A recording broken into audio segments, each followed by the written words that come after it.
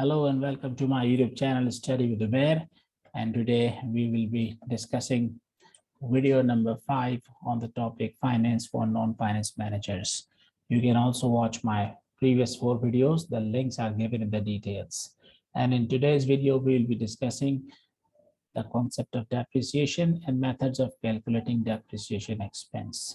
So let's start with the definition of depreciation.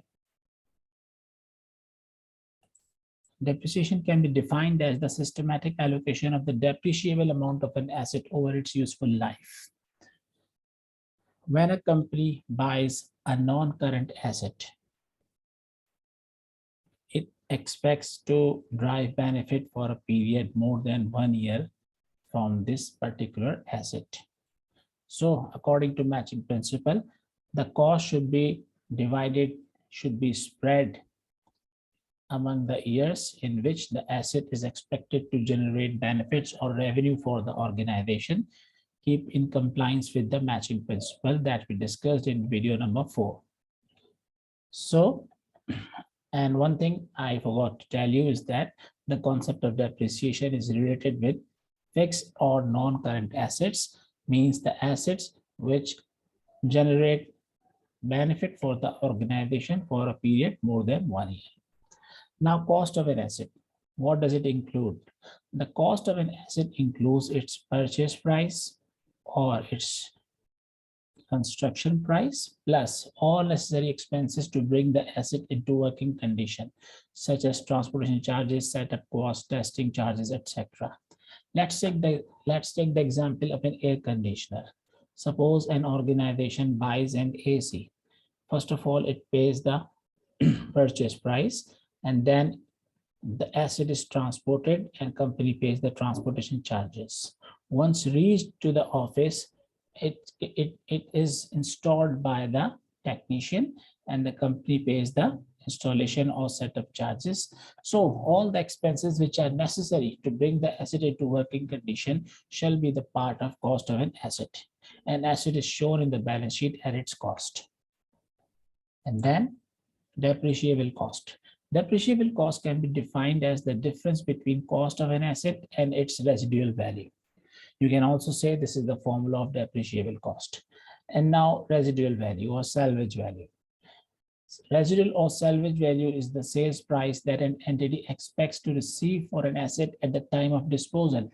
Means when an organization fully utilizes the asset and then it finally disposes it off.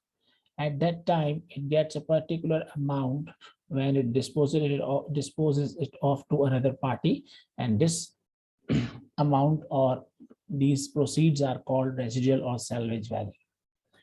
Another concept, allowance for depreciation. Allowance for depreciation is the sum of all depreciation expenses charged against the asset from the beginning to a particular date. Means whatever amount of depreciation which has been charged to the asset up to a particular date, right from the beginning of the life of an asset, is called allowance for depreciation, and it is shown in the balance sheet. Net book value. Net book value can be defined as the difference between cost of an asset and allowance for depreciation. What actually happens when an organization buys an asset? It shows it in the balance sheet at its cost. And with the passage of time, when we use it, the depreciation expense occurs and allowance for depreciation starts to increase. So in the balance sheet, first of all, we show the original or historical cost of an asset, and then we minus or subtract the allowance for depreciation, which increases as the life of an asset increases. And as a result, net book value, since net book value is the difference between cost of an asset and allowance for depreciation, so with the passage of time, the net book value of the asset decreases, and when the useful life of an asset gets completed, the net book value of an asset becomes equal to 0, and it is the point when organization removes the asset from its balance sheet because its net book value becomes 0. So this is the formula. Net book value is equals to cost minus allowance for depreciation. And allowance for depreciation is also known as provision for depreciation or accumulated depreciation. Now let's have an illustration. ABC Enterprises purchased a machine on 1 January 2018 at a cost of rupees 1 million. The total useful life of the asset has been estimated as 5 years. The residual value of the machine may be assumed as 0.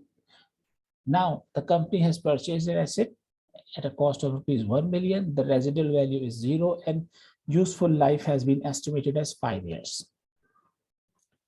Since the useful life of machine is 5 years, the entity shall generate revenue for 5 years.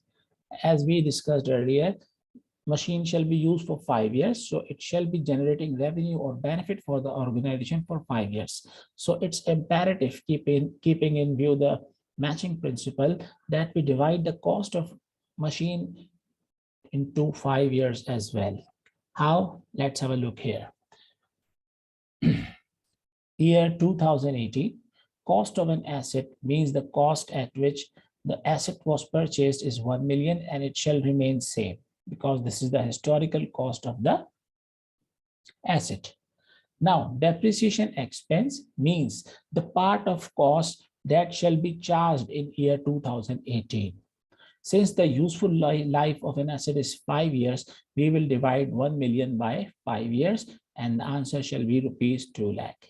So 2 lakh rupees shall be charged every year. You can see 2018, 19, 20, 21, 22.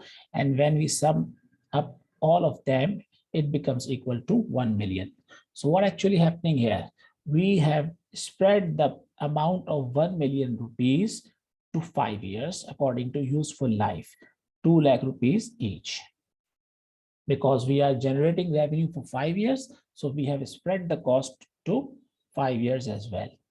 Now, allowance for depreciation, as we have just discussed, is the sum of depreciation expense which has been charged since the beginning of asset's life till a particular date. So at the end of 2018, depreciation expense was 2 lakh rupees and allowance for depreciation was also 2 lakh rupees. And at the end of year 2019, another 2 lakh rupees were charged as depreciation. And now when we add 2 lakh plus 2 lakh, at the end of 2019, allowance for depreciation is 4 lakh rupees.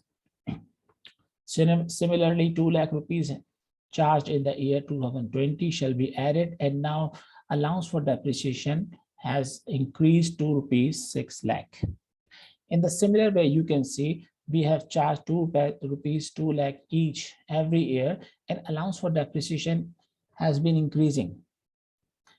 And in the last year of the useful life, you can see allowance for depreciation becomes 1 million, that is equals to cost of an asset. And it is the point where the net book value of an asset becomes 0, because net book value has the formula cost minus allowance for depreciation. So what you can see here is now the last column, net book value. The cost of asset was 1 million and allowance for depreciation was 2 lakh. We subtracted both of them and the net answer is 8 lakh rupees. At the end of year 2019, 1 million was the cost of asset, and now the allowance for depreciation has increased to 4 lakh. Now, with the passage of time, as much as we are utilizing the asset, the net book value of the asset is decreasing. You can see from 8 lakh to 6 lakh, and in the next year 6 lakh to 4 lakh, and then 4 lakh to 2 lakh, and finally at the end of useful life 2 lakh, it becomes from 2 lakh it becomes equal to 0. Methods of calculating depreciation. There are various methods to calculate depreciation expense, and the two main methods which are commonly used are straight line method or reducing or diminishing balance method. We will be discussing both the methods. First of all, straight line method. In straight line method, we use the following formula to calculate the depreciation expense: cost minus residual value divided by total useful life. And then reducing or declining balance method, we use the formula to calculate depreciation expense: cost minus allowance for depreciation multiplied by rate of depreciation. So only difference The major difference is in the straight line method, we subtract cost and salvage value. And in declining balance method, we subtract cost and allowance for depreciation. Now, we will have illustrations for each method of depreciation. First of all, straight line method. Calculate depreciation expense of a vehicle purchased on 1 January 2015 at a cost of rupees 2 million using straight line method. The residual value of vehicle is expected to be rupees 2 lakh and useful life of vehicle is estimated to be 4 years. Now we have the formula: depreciation expense equals to cost minus residual value divided by total useful life of the asset.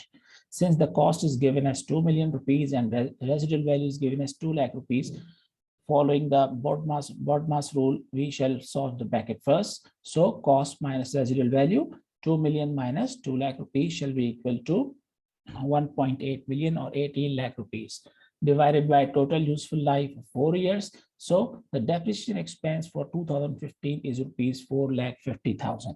In the similar way, we will calculate the depreciation expense for 2016, 17, 18 as well.